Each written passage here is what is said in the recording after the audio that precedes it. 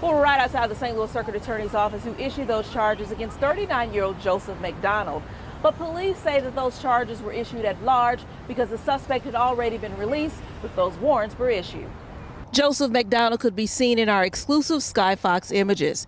He ran onto traffic on Interstate 55, eventually jumping onto a forestry truck, whose crew kept him from getting inside. When that didn't work, he barged into another motorist's car, attempting to carjack the driver before police caught up with him Wednesday.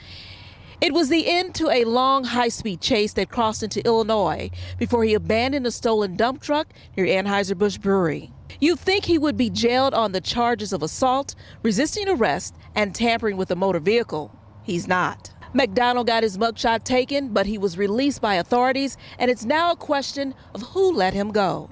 St. Louis City Police released this statement. The officers arrived at the Circuit Attorney's warrant office and signed into a logbook on Thursday at 9:45 a.m. At 11:45, a processing clerk called the Circuit Attorney's office to inquire as the status of the case. He was advised there was a backlog and the officers were still in the waiting room. He again called at 12:10 and checked on the status of the case. He was again advised the officers were still waiting to speak with an attorney due to the backlog, and it would be a while.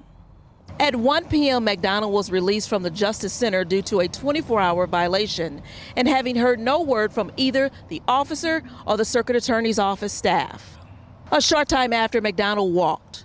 The officer arrived at the Justice Center with the warrant application signed by the Circuit Attorney issuing charges. McDonald is now back on the streets and residents are shocked. He should be locked up. You should pay the price for the crime that you do.